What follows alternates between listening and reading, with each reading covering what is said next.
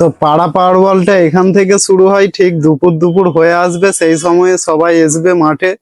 আসার পরে সকলে বলবে যে আজকে তাড়াতাড়ি মাঠে যেতে হবে, ঠিক আছে, আজকে ওয়েদারটা একদম খুব সুন্দর আছে, আজকে অনেকক্ষণ খেলা হবে, আজকে 3:30-টের সময় মাঠে চলে যেতে হবে। তারই মধ্যে এক দুজন আবার বলে উঠবে যে আজকে আমরা তো চান টান কিছু করব না, মোটামুটি খেয়ে দিয়েই আমরা মাঠে চলে যাব।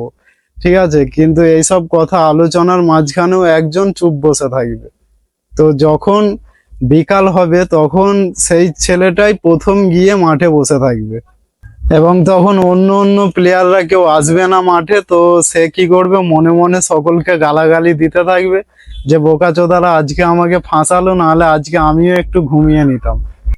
তারপরে মোটামুটি লোক আসা শুরু হবে মাঠে, এবং মাঠের পাশে যে রাস্তাটি থাকবে সেই রাস্তা দিয়ে ঠিক দু তিনজন, গোনা দু তিনজন যাবেই।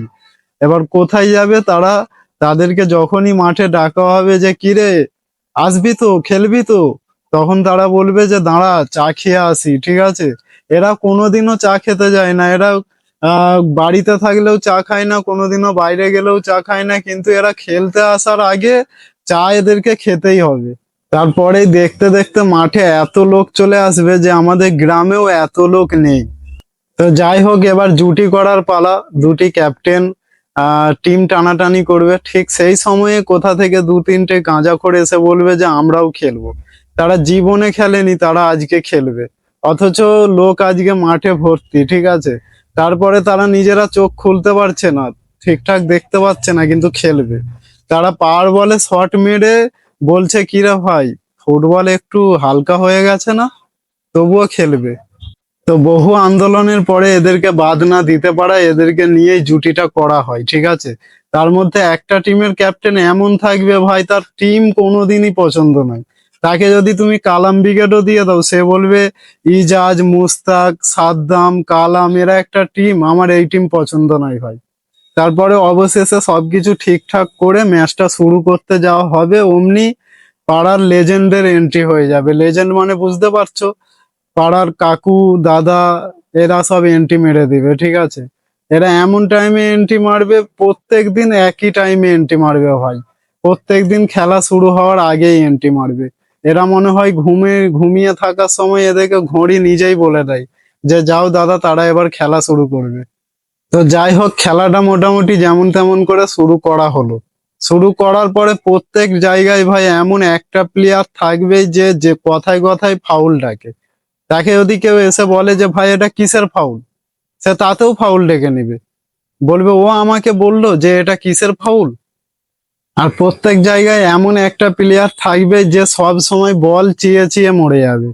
তোমার পায়ে ভাই বল, একজন প্লেয়ার তোমাকে পাস করেছে, বলটা তোমার কাছে আসছে, বলটা এখনো আসেনি তোমার কাছে, বল তোমার কাছে আসছে, বল মাঝ রাস্তায় আছে, সেখান থেকেই সে তখন বলবে এ রকিদা, এ রকিদা বলটা দাও, আরে বলটা দাও। সে সেখান থেকেই বল চাওয়া শুরু করে দিবে ভাই। তুমি বল নিয়ে চলে গেছো কাটিয়ে কুটিয়ে গোলকিপারের কাছে, এবার তুমি শুট নিবে, সে আমাদের গোলকিপারের ওখান থেকে তোমাকে ডাকবে, রকিদা বলটা দাও, বলটা দাও, আমাকে পাস করো, আমাকে পাস করো। করতে কিছু পারবে না ভাই, তাকে যদি বলটা তুমি দিয়ে দাও, অমনি নিয়ে ঢুস করে বাইরে মেরে দেবে। আর প্রত্যেকটা জায়গায় মাঠের বাইরে একটা দুটো হলেও খেজুর গাছ থাকবে, যেটা বল লিক করার জন্য। আর এমন একটা প্লেয়ার থাকবে যে যেই প্লেয়ারটা সব সময় বাঁকা মারে। সে যদি আমার বার যদি এই দিকে থাকে, সে বল মারবে এই দিকে, কিন্তু বলটা সেই লিক করবে ভাই। আর সে হচ্ছে রামোসের বাপ, তার কাজ হচ্ছে শুধু বল ক্লিয়ার করা। সে কোনোদিনও বল গোলেও মারে না, কোনোদিনও কাউকে পাসও দেয় না, সে শুধু বল ক্লিয়ার করে দেয়।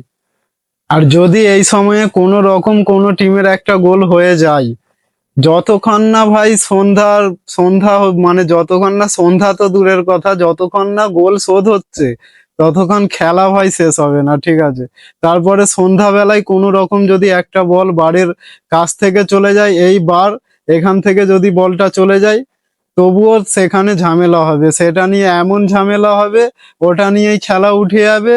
এবং এদের ক্যাপ্টেন বলবে যে হ্যাঁ, তোরা তো চিটিংবাজি করেই জেতার টিম, তোরা সারা জীবন চিটিংবাজি করেই জিতিস। ওদের ক্যাপ্টেন বলবে আমরা চিটিংবাজি করে জিতি, তোরা তো ভালোভাবে জিতিস।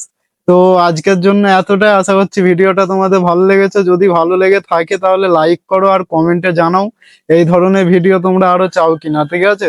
যদি তোমাদের রেসপন্স পাই তাহলে আরো এই ধরনের ভিডিও করার চেষ্টা করব। তো আশা করছি সকলে ভালো আছো, ভালো থাকবে, সুস্থ থেকো, চলো বাই।